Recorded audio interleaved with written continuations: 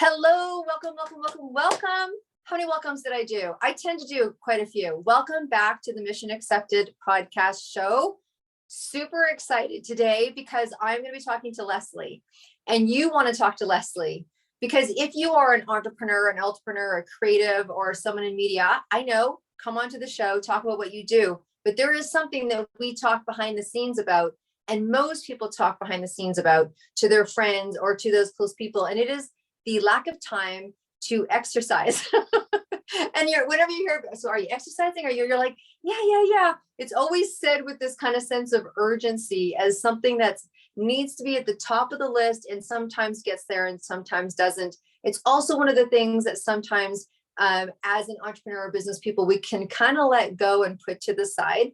And I find just like business coaching, when I train people in top performance, I'm teaching them in business, and Leslie teaches them in how to take care of themselves in relationship to top performance. Because the truth is, if you're not healthy, it's a challenge to get wealthy. And so I talk to people all the time about self-care and nurturing and the endurance within. So this is this woman's wheelhouse. And I met her in the world of social media, right? Isn't it just kind of cool? Some of the silver linings that have happened through this having to do life differently. And we met through social media, and I was really drawn to her. She's very solid.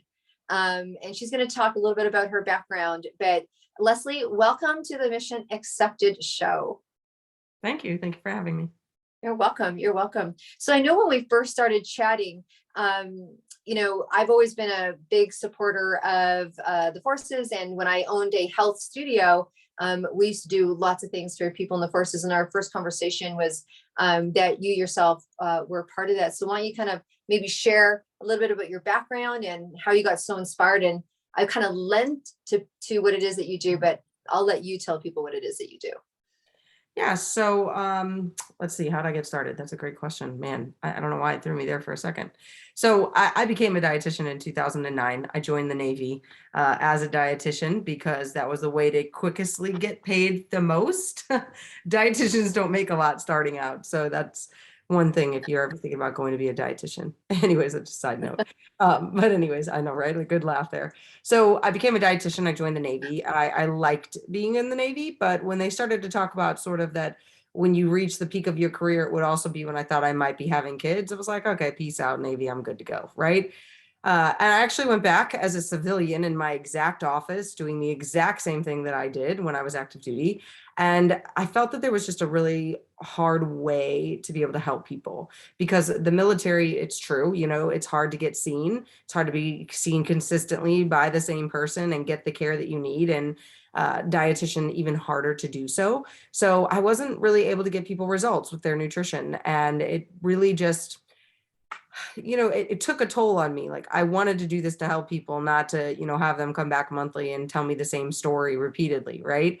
So little by little, I felt like less called to be in a government position, but nobody quits the government, right? You don't quit the government. It's a good job. You don't quit the government, right? You hear that all the time. Well, then I had my daughter in 2018, and my husband is military himself.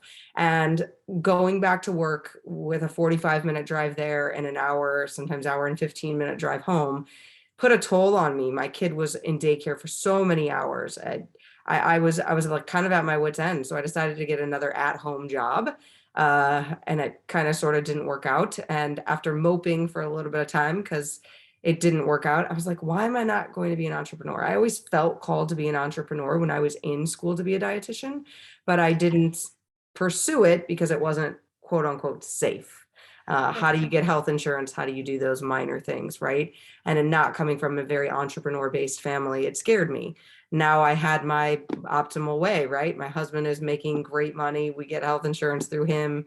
Might as well go for it, right? So no like glamorous story, but that's really how I got started. The kids kind of propelled me into doing it. Well, I think it is kind of, it may not sound glamorous, but when I hear about your journey into being an entrepreneur, it's like so many people's journey. And not only having children is a major game changer.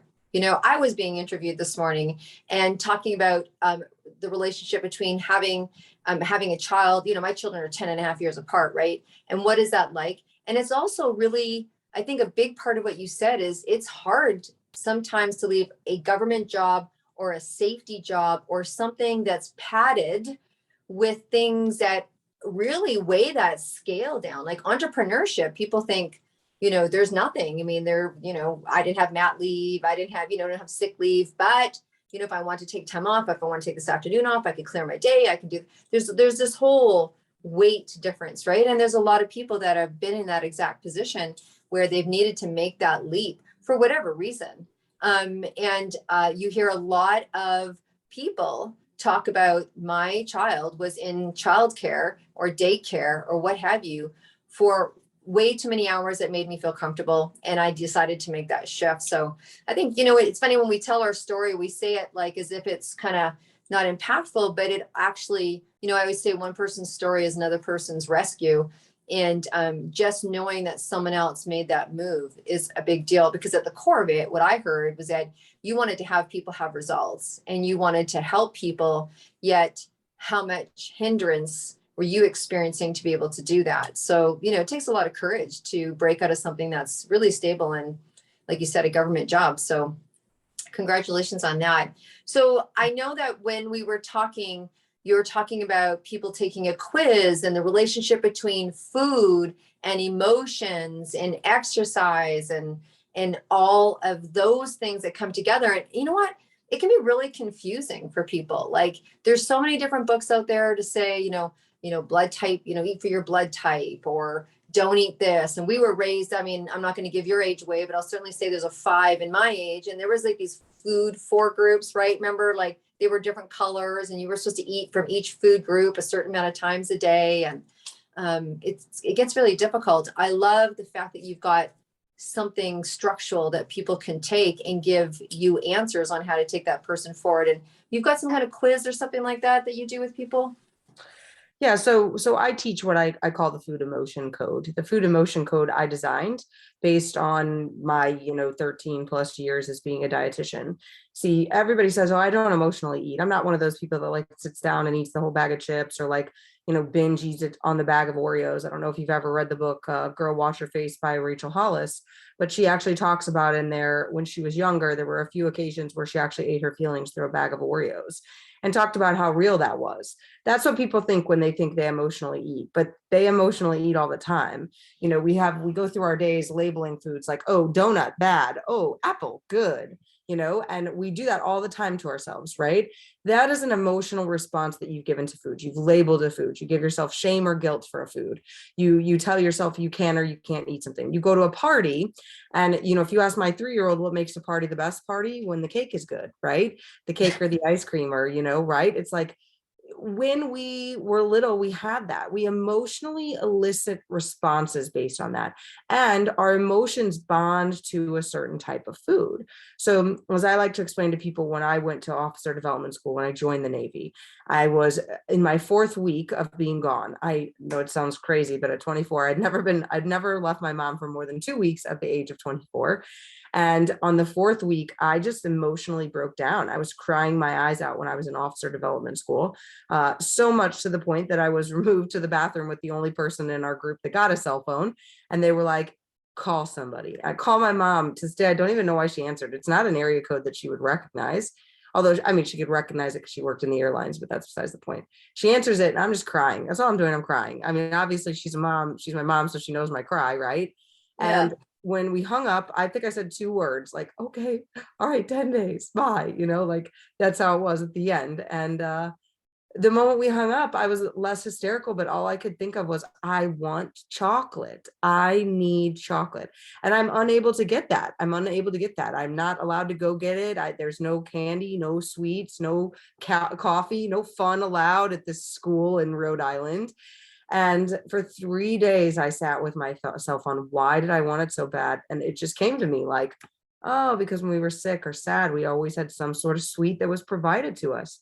So that is an emotion for me, right? That was something that I did that I otherwise didn't know. And maybe you might know yours, but the thing is that people follow diets, right? They go on keto, they get good results, they go to do something. And I'm not saying that they don't see a result. What I'm saying is that why people wind up failing is something triggers them that they're unsure of, that triggers a pattern in their brain that says, hey, you must go eat this food.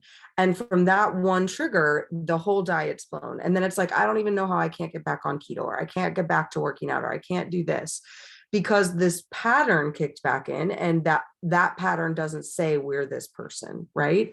So the food emotion code allows me, I created a quiz that goes with it, because there's really 4 different eating profiles right now that I see. There might actually be a 5th one that I'm contemplating toying with as well, but right now there's 4 profiles that I see of people and the ways that we emotionally eat.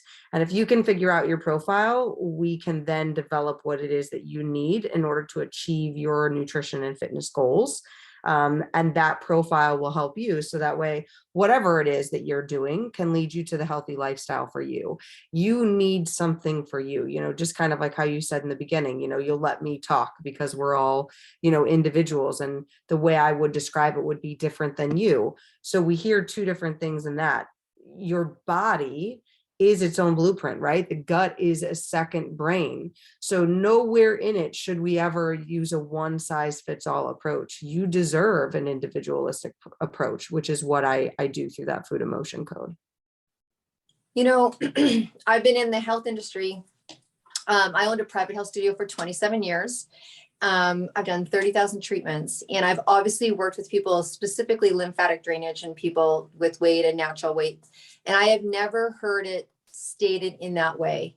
We absolutely have heard of people emotionally eating. And the first thing that pops into your head, you're right, is something that is, soothing, whatever it is. It's very interesting. Sometimes I'll ask questions, and I'll probably ask one of you, but a lot of times I'll ask questions. So if you go to a desert island and you could only bring one meal, what would it be? Right. And it really gives you insight to people. And for me, grilled cheese and tomato soup, like of all the food. On a desert island, aren't you going to get hot? Yeah. I know people like, shouldn't it be a steak or lobster or whatever? And I'm like, if you could not eat one meal ever again, that's where I went to. And I'm like, man, I have great memories of grilled cheese and tomato soup. That was such a comfort food as I was growing up, right? Mm-hmm. I remember Lifesavers and those boxes you get at Christmas that my aunt, who I adored, every year she gave me these boxes of Lifesavers. And every year at Christmas, it was guaranteed, to the point, and I loved her. So therefore, when I think of Lifesavers, those are just like super happy candy for me. I remember one client that I had that couldn't handle the peppermint, couldn't stand peppermint, don't have it anywhere near them, don't use it in their treatments or their remedies or what have you, because they grew up in a house where there was a lot of smoking and their parents used to suck on peppermint candies. And so when you're talking and you think, because I was like, I really want to hear, even for myself, I'll be completely transparent. When you were saying donut bad, apple good, I'm like, I do that all day, every day. Right? And then the idea that guilt and shame kicks into it and that it can spiral us out makes such perfect sense in the world of psychology, like in relationships or sabotage in our business. But I've never heard it so elegantly related to people's success in their relationship with food and nutrition and results. So that's really an incredible angle. So hats off to you on that. That's very interesting. So here you are, you've decided to be a dietitian, and then you've made the best move, right? And where can a dietitian get the best results from being that profession? So thank you for sharing that. And then you had that journey into entrepreneurship. And you have a child, right? You have a husband, your life is very busy. How do you manage all of that? Yeah, so I'll let you know too, I actually have 2 kids, but the first one wasn't, the second one was only in my belly when I decided to become an entrepreneur. Okay, so, okay. Let's challenge it with being pregnant too, but yeah. Anyways, how do I balance it? I truly believe that, I hate to say it this way, but it's really just a priority, right? So when people say they're overwhelmed, what it really just means is that they're not listing out what they need to do in a day. Oh, I don't calendar. I like to live free in the moment. I'm not telling you can't live free in the moment, literally schedule, this is my 2 hours to do whatever the heck I want to do in my free time, right? But when you're not scheduling, when you're not planning, you're planning to fail. So the only way that I can do it and keep it all together is I calendar everything. And I mean, I basically set myself up for entrepreneurship when I was in high school. So one of the things about me is that when I was 16 years old, I decided that I was going to wake up at 5 a.m. in the morning to start walking with my mom. She walked, I ran in place. We did it in our front room. And since that day, I don't miss a day unless I, had a C-section or something like that, but I don't miss it. Like, you can't get me to be like, I'm skipping my workout today. My parents have tried for many years. You're not going to get enough sleep. I'm working out anyways, right? If I don't, it's just my life feels off, right? I'm committed to it. I'd rather take a 20-minute nap later, right? So Right. to me, I prioritize my day. But when I was 16, because I had this list of what I wanted to do, and I wanted to be a straight A student. I wanted to do those things. Like, I would calendar, like, the moment I got home, like, I carpooled, right? So I drove other Yeah. girls to and from school. I was like, okay, I normally get home at this time. So from like 4:45 p.m. to 5:30, I'm doing math. 5:30 to 6:15, I'm doing English. 6:15 to 6:30, I'm eating dinner. Like, I literally charted it all out so I could be good. And sometimes I'd be ahead of the schedule and I pat myself on the back for getting it done sooner. But to me, that's how you do it. You have to prioritize, you have to schedule it. Like, I actually schedule 40 minutes every day where no phone, no TV, no nothing, just my kids playing and having fun. Because if I don't put it on, I'll forget to do it, or I'll get overwhelmed with it. And really, that's what I do. I prioritize the things that, move the business forward, prioritize the things that move forward for me. You'll still see me meditate 2 or 3 times a day, every day, because that's my personal time and my ability to be a good mom. Even when they're here, when they nap, that's my time. Yeah.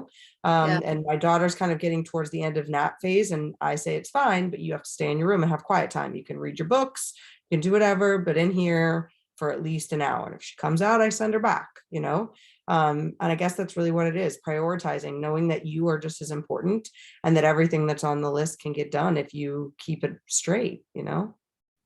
Well, there's lots of gemstones in there. And I think what I continued to hear was kind of like self-care, healthcare, you know what I mean? Like, knowing yourself, knowing what rocks your world. So same thing, if you get up early in the morning and do your thing, then, and that works for you, it's that really individual.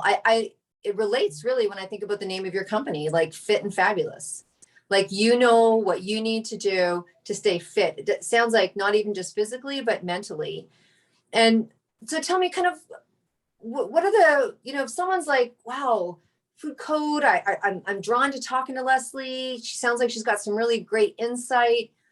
Who comes to you? Like, what are kind of needs are they looking for? They're like, is it people that I've tried everything and I don't know how to lose weight? Is it, I don't know how to put it into my day? Is it everything? Like, who's So coming to you?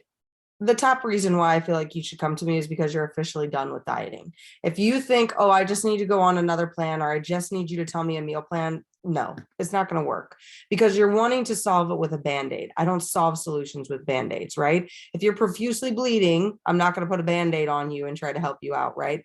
I don't want you to walk away from me with, oh, Leslie got me results for so-and-so. I want you to walk away from me and 4 years later being like, yeah, I still have my results.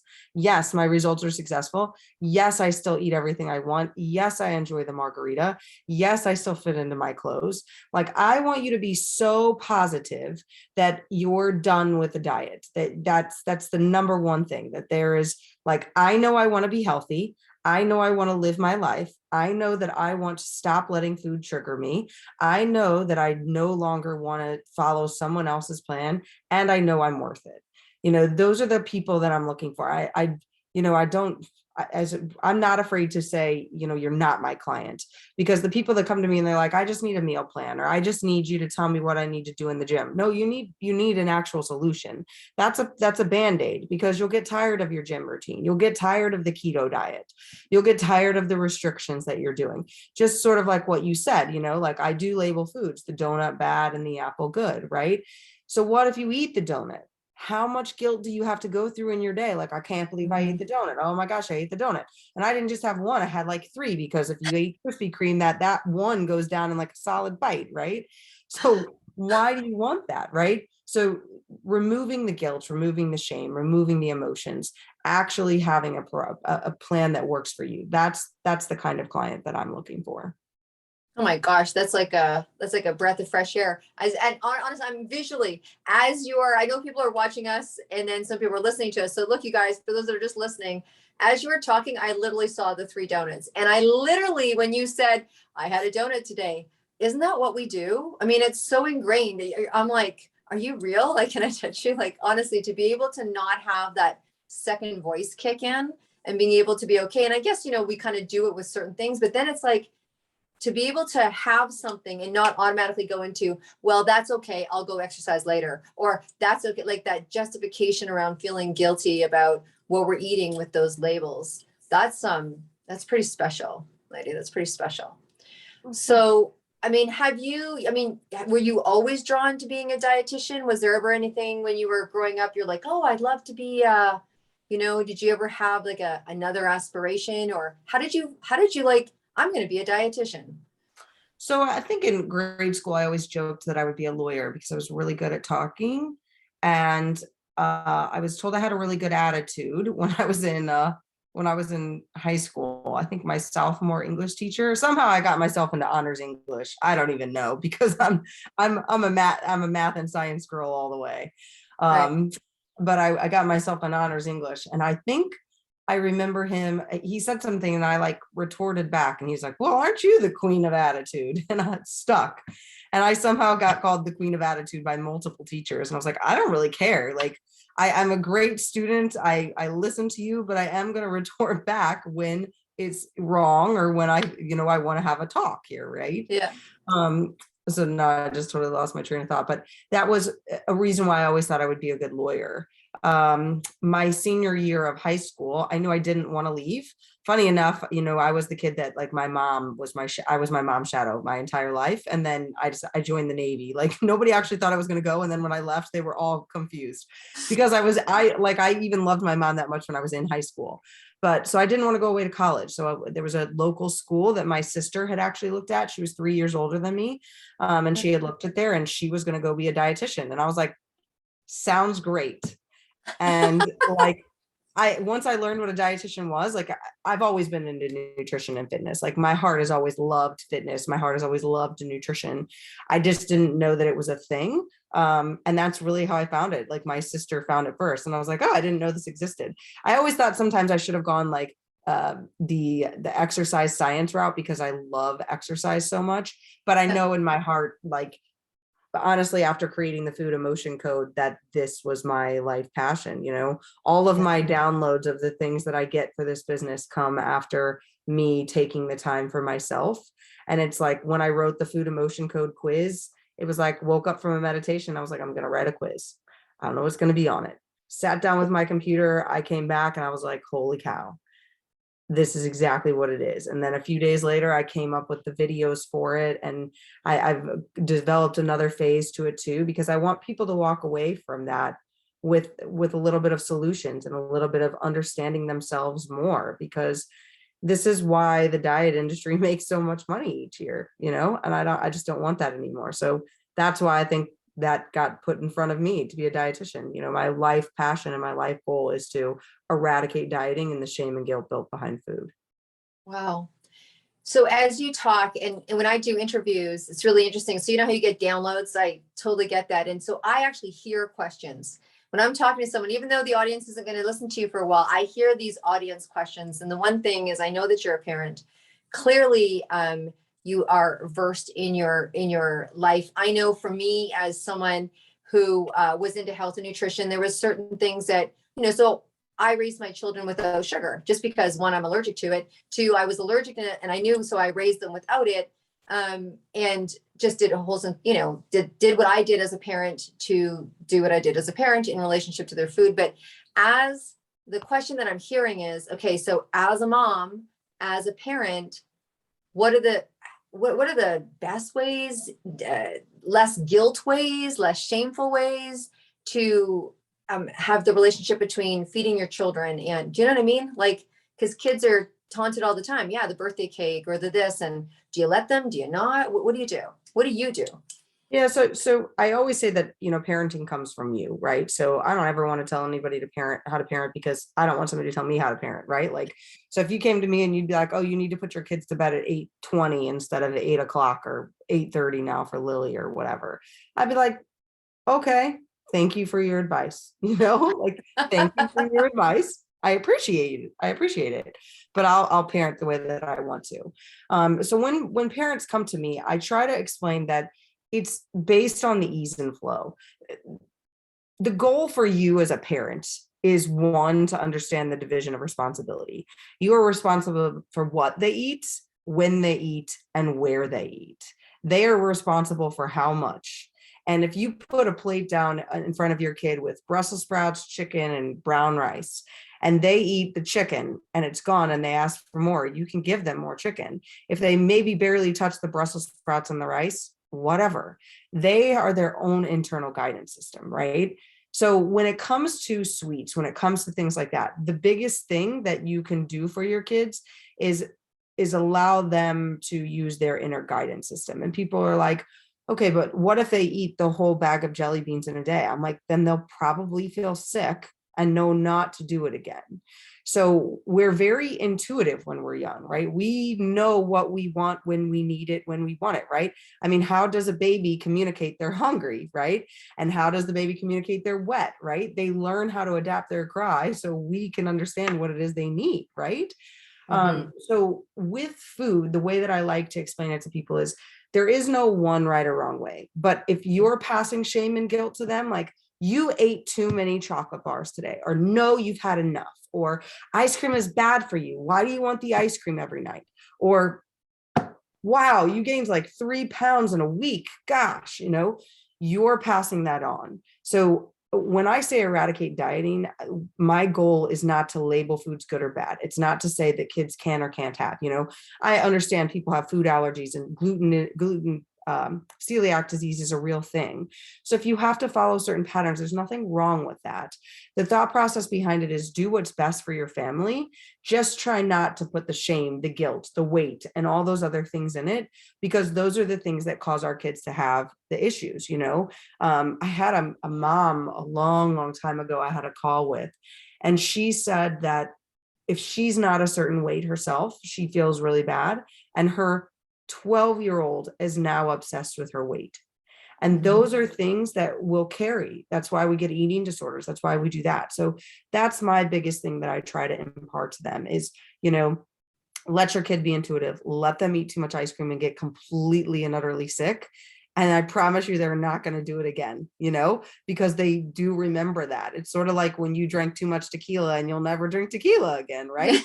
You got to learn your lesson or something along those lines. But there's absolutely nothing wrong. If you were allergic to sugar or you weren't allowed to have sugar in your diet, you not having it in the home isn't a big deal. But when they go outside of the home, if they're offered it, them being allowed to eat it should be an okay thing. It's not their allergy, but it's just the representation of that, if that's kind of clear. So again, I just don't like to tell people how to parent. If that's the way you want to do it, then do it that way.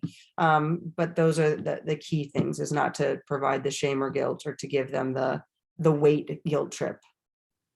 That's fantastic. And I think so many of us feel that way about parenting, like, don't tell us how to parent, or, we have different ideas around the generation before and the dance around parenting and, boundaries and all that great stuff. But, the bottom line is, no matter what you do or how you do it, keeping, emotionally conscious, right? Keeping it emotionally healthy in relationship to food. That's awesome. So tell me a little bit more. I don't know, like, I mean, I'm loving what I hear. And so if people were going to come to see you, or they're inspired to see you, what are the services that you offer for people? So there's a code, there's a quiz, like, what do people do? And I know you do a lot online, which is great because, well, you're moving to Spain. Hello. Great news. So what does that look like for people? Yeah, so I mean, I do group programs. So I have a group program running right now with quite a few ladies in it. I have a group program. I have a one-on-one program where you can just do it with me individually. And those I call family plans too, because you brought up family a few times, meaning that if it is that you and your significant other and your kids want to all jump in, that's a part of it. you're a unit, so you shouldn't be treated separately. Another thing I always felt that was diminished in the role that I had at the Naval Hospital based on, codes and things like that. If a mom came and asked questions for herself and wanted help with their kids, it would be like, I need a referral for the kid. I can't give you the nutrition advice. So I have one-on-one, I have group programs, I have a self-led journey that you can go through. And I just recently partnered with somebody through music. And I teach you how to use some emotional responses to help you overcome some of the shame and guilt with the food that you're eating through music. So. Wow. Well, that's a new piece. We're going to have a conversation about that, because I think the walk that I'm doing across Ireland to raise funds for music, right? I think, do you know? I think so. Yeah. I think we talked about that. Yeah. Yeah, we talked about that. So myself and a girlfriend, so she spent 30 years in the forces. She was a police officer. And of course, I did 30 years in entrepreneurship. In August 2023, we're doing 10 marathons. We're walking 10 marathons across Ireland to raise money for the recipient is now Alicia Keys' organization. She is the music. And so that's super cool. But when you talk about music, I mean, I'm like, music is such a motivator. I mean, oh man, I am just so excited to hear that you're using it for the betterment of people's physical state or health or nutrition or whatever it is that you're using there. And that's incredible. Love to know more about that. So what do I want to say? I don't want to say what's next, because we just announced that you're going to Spain. So for you yourself, doing this business, there probably was times, I'm just kind of guessing as an entrepreneur, that you yourself were kind of up against a wall. Like, what are the things that you do to keep yourself? I mean, you talked a little bit about meditating and all of that, but what do you do when you're kind of up against it, when you don't know which path to take, or your business isn't doing what it is that you want your business to do? Or like, what are your go-tos, that help you be an entrepreneur, be a parent, and accomplish the goals that you want? Yeah, so I would say I always externally chose things before. I always tried to find the coach that would do it, or find the technique or the person that would help me do it. And while I got some success there, it definitely wasn't coming to me as easily as it is now. So I still have coaches, I still have guides, because, if somebody really does make, the 3 billion a year or something, and they want to help coach you, I don't want to argue with somebody that's already been there, done that, right? So that's one of the pieces, obviously, is I do use that. I'm always personally developing myself. I'm always working on something. I'm always working to better myself in some way. I do a lot of personal development, and then I take time 3 times a day to be quiet with myself, to imagine what I want my life to look like, to fully believe and fully intend, and to fully know that, the universe, divine mind, God, whatever you want to call it, source, really does have our back and is really trying to talk to us if we listen. But we just spent our whole life learning not to listen, right? We learned to listen to our parents and to our family and to our friends. I need to wear this outfit to look cute. I need to do this with my face to look better, right? Instead of just internally knowing, yes, no, maybe so, or no, I don't want to do that, And I'd say the next thing that I really do is I've learned to set boundaries, say the word no. I want clients. Yes, of course I want clients. I want to be, I want to be that, I want to be, world known. I want people to know this. I want to eradicate dieting. You can't say that and just want to, help a few people out, right? But I also want it to be the right people. So truly listening to yourself in that aspect. But I'd really say it's a combination of those things are really what I'm doing. And if I get really pushed up against the wall or something, I just try to breathe and realize that so far on this earth, the universe hasn't, left me out in the cold. So I just have to trust in the fact that it's still going to bring me what I need. Right. That's good. I mean, everybody has their different places that they can go and where they resource from, right? It's like where they get resource from, because as an entrepreneur, you take it on. And I love what you're doing. I mean, you're definitely in the life-changing, game-changing business, right? You're dealing with people and you're shifting. It's not like you've decided to become an automotive shop. I don't know why I'm even saying that. And you're, tweaking people's engines of their car. You're like really working with people kind of deep down, and that's very inspiring and motivating. But we all, I think we all as entrepreneurs can sometimes have it full, the child gets sick, or this happens, or the class that was supposed to happen doesn't, or you've got too much demand and not enough time, or whatever, all that kind of entrepreneurial stuff that goes on. So it's really, it's such a pleasure to dive deep into what it is that you do. And the fact that you can be with you at this stage. I mean, obviously I see a TED Talk in your future. If you haven't done one already, I absolutely see a TED Talk in your future, because you come at this whole arena in such a different way. So at this point, people can have access to you. And I think because it's such a personal thing, that's such a beautiful thing. Because for some people, this is really a private journey, right? The relationship between them and their emotions and their food and their body and, guilt and shame. I mean, look at maybe Brene Brown. You should connect with Brene Brown. I love her. I listen to her all the time. The Man in the Arena. That's one of the things that I do when I'm against the wall. I'm like, okay, I've got a 3-minute and a 20-minute video on my phone in favorites of Brene Brown. And it was like, when you get hit by something and it's like, don't take advice from people sitting in the cheap seats, right? Like when you talk about boundaries, and I'm not going to take your opinion unless you're in the ring getting your butt kicked too. And I just love how she puts it. But when I hear you talk, because her whole thing is guilt and shame and vulnerability, right? So maybe you should have a conversation with Brene and do a TED Talk together. There you go. I'll hold that thought for you. That'll I was gonna say, if you've got personal connections, go ahead and hook that up. yeah. You know what? I think I got some connections going on up there right now, because I'm all of a sudden downloading for you, and I'm like, absolutely. I think you should reach out to her. Because people would never think people want to hear about guilt and shame and vulnerability. But what do we do? I mean, I train people for top performance. You work with people for what comes up is conversation. I just had a conversation with someone yesterday trying to achieve a certain amount of money. And I'm like, I'm giving you these things to do. I'm wondering how that's working for you. They're like, well, and they're just not hitting the target, right? And I'm like, so do you know why you're not hitting the target? And they go on to tell me about their life. And I'm like, how about we talk about, do you feel worthy? How about we go there? Do you want to have a conversation about what you really feel like you deserve? And so it is that undercurrent conversation that's going on anyways. So people like yourself that are willing to stand out there and go, hey, let's talk about why you don't eat the donut, or how if you eat the donut at 9 o'clock in the boardroom meeting because you don't have the boundary enough to say no because you want to be one of the people, right? And then the rest of the day you eat salad or go to the gym when you weren't going to because you need to offset that guilt. I swear to God, your auditorium would be full. There you That's go. true. Right? Yeah. That's true. There's so much in there between like the work environment and things, and even entrepreneur environment and things on why, people just really aren't getting the results that they want. They want the results. It's so challenging because, there's so many levels of excuses, right? There's so many levels of excuses and so many different things. And just like you said, feeling pressure to be a part of the group or whatever, they're so real. And it's like, but if I don't eat the donut, then maybe I won't get the promotion, or I don't know, the crazy things that all go through our head. And that's what I love to just help you break through.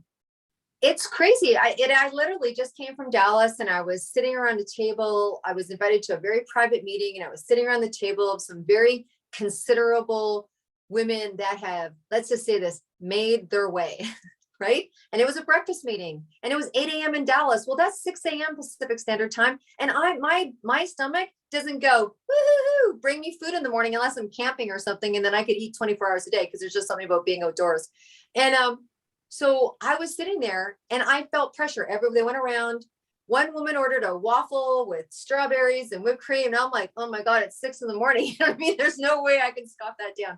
And everyone's ordering stuff. And it came to me and I'm like, do you have peppermint tea? And honestly, I felt like the walls were coming in. Like I just differentiated myself. Right. And I'm like, you guys, I'm training to do 10 marathons. I can't scoff a waffle at 6 a.m. if I wanted to. But I noticed the sense of uncomfortableness. Like I just instantly in that moment didn't belong. Right. So I'm like, okay, I'll have an orange juice. It took me 2 hours to drink it because it's just not my time. Catch me at 9 o'clock at night and I'll scoff your kitchen down. The way my body works. But just the acceptance and the things like that, those are the private conversations that happen in the corner or in the bathroom or in the kitchen. But anyways, here we are. What a wonderful experience to learn more about what you do. I knew from the first time that I met you, I'm like, this is a woman that could really help people with this particular issue. I didn't even know to what degree, So what a pleasure to meet you better, more, deeper. But I got to ask, actually, first of all, you know what? Tell people how they can get a hold of you. Tell them how they can take this quiz, this code information that you have. And then I got a question for you. Yeah, of course. So I would say in order to find the code, you could go to my website, Leslie Urbas, LESLIEUR, B as in boy, A, S as in Sam.com. And it will be on there. It's called the Food Emotion Code. You can also look up the Food Emotion Code on Facebook. There's a group. So you can jump on into there, and there will be the quiz in there as well. So 2 options for you. Awesome. Awesome. So contact Leslie. So before we end up and wrap up, I got a question for you. Yeah. I have this little thing about music. I just, I like it. And so we just finished having that conversation, obviously. So let's say you're going, I talked about, going on a desert island and taking my grilled cheese, so you're going on a desert island and it's you and you, and you are allowed to bring one album. It's only one. Which one are you going to take? It's a great question. Right? I have 3 in my mind, so now I just got to narrow it down. I think I'm gonna go with U2's greatest hits. Wow. That's cool. Yeah. Yeah. I really thought about, saying the Spice Girls because I could sing those songs every day, but I think I get annoyed at some point. Whereas U2's greatest hits, I think I could listen to, forever in a day. So yeah. Forever in a day. I think that's awesome. Well, thank you so much. What a pleasure. And for the listeners and the viewers, please share this episode with absolutely everybody. I think it's information that's, it's the stuff that people are talking about, and it's the stuff that people aren't talking about. So please share this. I want to thank you so much for being supportive to the show. You are all subscribing, you are sharing, and we appreciate it so much. Your feedback's important.